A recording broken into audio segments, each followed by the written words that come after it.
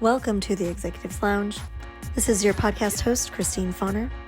I am bringing you amazing stories from amazing women in leadership from across the globe. Let's get started. All right. Leigh Vadas joins us today from Denver, Colorado. She is the Director of Customer Service for Green Check Verified. Tell us, Leigh, what made you want to come on this podcast and where are we going today? Well, you had posted something in a group that we're in together on Facebook, and it just piqued my interest. You had asked folks for, women in management or, leadership roles to offer up their opinions and tell their own story and all that stuff. So I thought it sounded interesting. So you and I met a couple of weeks ago and talked about it and decided that this was a good idea. Yeah, a big part of doing this podcast is really recognizing and valuing that we each have these individual stories that should be told.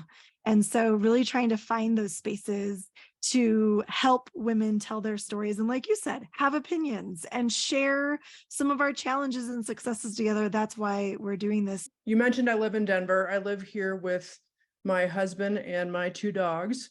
I've lived in Colorado since 1999 for the most part. So I grew up in Ohio, moved here for college, and this is the lifestyle I like. So I stayed here. I have been working in some form of tech, I would say, since, shortly after college. So I started off and I was doing mostly sales, technology services sales, things like that. I don't love sales. I went to graduate school in Denver for business and international business. And I decided, when I got out, to kind of change what I was doing a little bit. I was still stuck in sales for a little while, but I was getting further into technology and I knew I wanted to get into software. I really liked, there was a lot of startups happening at the time in Denver. I attended a lot of events. I like working for smaller companies. I like making things, helping things grow and building out strategically a company and that type of thing. So after I decided I was finished with sales, I started seeing some job postings for what is called customer success, it's a field in software for the most part that was developed, not too long ago, probably roughly 10 years ago, as software went from being server-based to being cloud-based. So people used to have to pay a lot of money up front for equipment and long contracts with their software providers. Well, that all changed. And so maintaining your customer base became a lot trickier for software companies. So they developed this role. It's helping customers strategically plan and growing them and getting them to the next level. So I started getting really interested in that. And I was fortunate enough to get hired on to a local Denver company that's pretty prestigious. So they were already in that time frame. This is about 2015, I want to say 16, of where they were starting to build out this role in this entire program. So I was an early member of that team and really helped build that out for this company. And I loved that. And I'm currently with a company that building out a similar function. So customer success, but also customer support. So it's a little bit different than what I'm used to, but I manage a team and I build out a team that really works with our customers post-sale for the most part.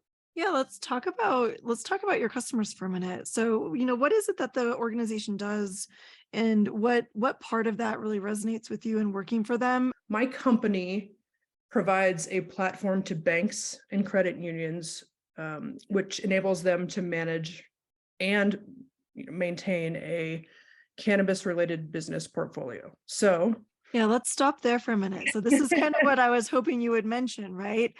Is this is a unique industry that has unique challenges in its legalities and how it handles money. So tell us about that a little bit. Obviously, marijuana is not federally legal right now. There is a lot of scrutiny on maintaining a bank account. So there's a lot of cash intensive companies around the country, which is not good. There's a lot of downfall with that, crime, just illegally funneling money, stuff like that.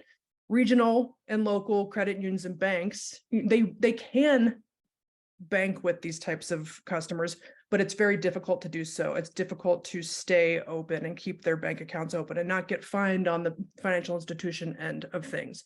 So our platform really helps them stay compliant with all of the laws so that they can, track all of the money that's coming into any of the accounts that these cannabis related business folks have.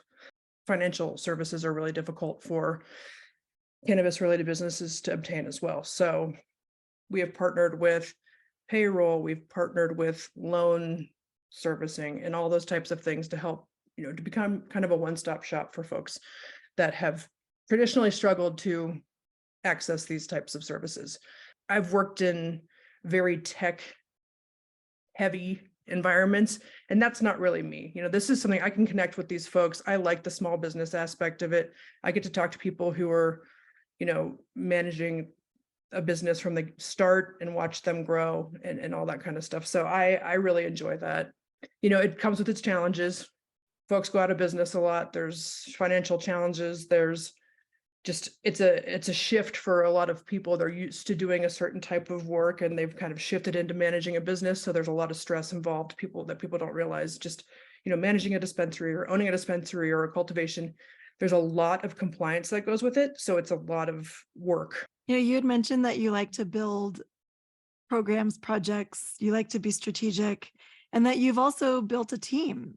I would say that I am mostly a player coach type of leader. I get hands-on, which can be to my detriment a little bit as well, because, I need to pull myself out of that sometimes to do my more strategic initiatives. But, that's kind of par for course with a startup as well, as you have to wear a lot of hats. You have to help out when, help is needed. I do not ask people to do things that I wouldn't do myself. So I'm, understanding their job is really important to me, training them, enabling them with as much information as they can to do their job. But I also want them to not need their hands held a lot as well. So figuring out how they learn and just kind of tailoring it to each different person is really important. I don't want somebody to be doing something wrong this whole time and just not knowing. But, sometimes it gets a little confrontational, and that's not my favorite part, but I've gotten better at it. Yeah. I think feedback is one of the most complex and challenging strategies and skills that you can have as a leader, for sure, and how to create a culture around positive feedback and conflict management kind of stuff. It is tough. Speaking of tough stuff, what do you feel is your biggest challenge or roadblock right now? There is a large contingent of leadership that sits in a geographical area. And so sometimes they'll get together face to face and they don't fly folks out. So it's just really those local people or people that can, drive there within an hour or two. We're based out of the East Coast. So, everything's closer out there. So I would say not being included on some of that stuff is probably the most detrimental to me right now. And then I think, my team is a little understaffed right now. So having to do a lot of the hands-on work myself is probably slowing down some of the other stuff I would like to do. That's stuff that, I just have to have those conversations with my leadership that, hey, I need to be included on these types of things and I need a little bit more headcount. And that's a conversation I'm happy to have. I've got a great boss and we've got a really good company and people are understanding, but you just have to be conscious of budgets and those types of things at this stage in the game. Yeah, sometimes I talk about what it means to lead up, lead down, and lead across. And so that leading up piece, depending on, like you said, depending on what kind of bosses you have different abilities to advocate upwards. How might you do that with your bosses? So I have a one-on-one with my boss every week, and it's really more about that type of stuff than anything. It's not necessarily, hey, I need help figuring this out so much. It's more, this is what I'm seeing. This is what we should probably do, where we discuss things together. I'm fortunate that my boss is awesome. He's a co-founder. He's 10 years younger than I am. But he really does listen. And I think we just work well together. We've kind of fostered an environment in which feedback is appreciated and that learning opportunities, are taken from everyone. So whether It's me helping him learn something different, or, the other way around, or me helping my, other directors that aren't necessarily on my team, but we, are tangential to one another, helping them learn and doing things as well, or vice versa, has been huge. What is your book recommendation, Leigh? Tell us. So I don't read a lot of business books. I read a lot for pleasure. Every once in a while I read a business book, and this book I really, really liked. So it's called The Culture Code. It was recommended to me from a former colleague. It reminds me a little bit of the book Outliers in the way that it presents different cases and has a theme that spills over into each different case. So what it really does is it talks about 3 different group skills, I think, as they call it, that lend to more successful teams, better productivity, happier people, all those types of things. Creating connections, fostering an environment in which people feel comfortable and taking risks and learning and failing, sharing vulnerabilities, establishing a purpose, sharing compelling stories with each other, and just building that kind of trust so that you can work well together. It goes through a bunch of different case studies. I think Zappos and Google, and just a bunch of different companies that are well known, but they started off as tiny little startups at one point, and they somehow made it. So a lot of it has to do with leadership and the culture that was fostered from the beginning. Yeah, great recommendation. And for the listeners, there will be links to the resources in the description of the episode, so they'll be able to find that information and recommendation from you. You mentioned about learning and engaging in your learning. And this community of leaders is, really a highly engaged community in their own learning, in the need for new experiences and reflecting on those experiences and recognizing when those experiences teach us things. So I'm wondering if you can tell us about an experience or an adventure for you that may have gone sideways, or maybe it didn't go as planned. So I played a lot of sports growing up. Not everyone likes sports, and that's more than fine. I think that they are wonderful for learning how to work well with people that you might not be friends with, or that you may never have crossed paths with before, but you have all these different personality types that come together on one team. I think it sets people up for what to expect when they, join the workforce, etc. I played several different sports, but I'm going to use my basketball experiences as an example. When I was pretty good at basketball, and then in high school I had a couple of different injuries, and some things happened where, I didn't get to be that great of a player anymore, but I still loved playing, and I was on the team, and, I had to sit out for a little while. And at our awards ceremony, he kind of brought all that stuff up and talked about a few things, and then said, Leigh is like the glue that holds our team together. she is friends with everybody on the team, and that's really important. You have to have somebody like that. I try to do that at work now too. We all work remotely on my team, or on my entire company.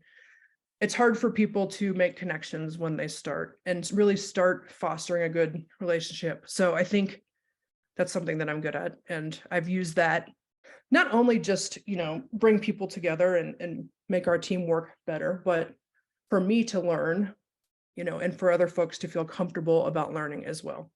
Yeah, I think like that cohesion is important, and that sense of belonging is important. So for, your coach to recognize that you're the glue that holds the team together and helps everyone feel that sense of cohesion is pretty cool. It was a nice thing to point out, and knew that I was kind of struggling with the fact that I wasn't playing as much and doing all that as I had been. But I think there are things that are going to not go your way, so make the best of it. Yeah, lemonade. Mm-hmm. Yeah, I want to make sure that I give a little bit of time to this before we end our time together today. Is there something that you wish I would have asked you that I haven't, or something that we should know about you? I tend to get bored easily, and in the startup world that can be a detriment. And I think, and in work in general, I think after time we get a little complacent, and challenges start to not be as exciting as they once were. But I'm teaching myself to go with that. Like, okay, there's going to be a new challenge every day, and you might get sick of the ones that have been bugging you for a while, and you might get sick of certain circumstances. But I think make a plan for what you want to get out of the experience that you're in. Incorporate in those bumps, because they're going to happen. Whether it's you starting something on your own, or just being a part of a team, or building out part of a team, or whatever you're doing, figure out how you're going to keep yourself engaged and how you're going to get from point A to point B. Because I think sometimes it's easy to lose sight of that when you're in the day to day. That's so true. Yeah, that's great advice and reflection. Leigh, I want to say, thank you so much for being a guest on the show and sharing your story with us and really giving us a few good tidbits of advice today. I'm so appreciative. Oh, thanks for having me. It's fun. And I'm excited to hear everybody else's stories because, we're all women working, and it's a battle out there. Absolutely. Thanks so much.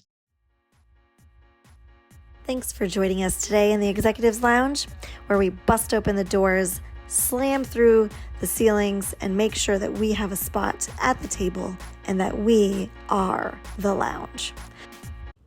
I am Christine Fauner, your executive leadership expert, continuously looking for those executive leaders that seek community, continuous learning, and have a desire to find the next adventure. Join us next time. Join our Facebook group, Roam Your Soul, and you can also find us on Instagram at Roam Your Soul. And don't forget to check out the website for upcoming adventures, www.roamyoursoul.com. And if you're looking for that next executive level leadership coach, you can find me at roamyoursoul.com/Christine Fauner Coaching.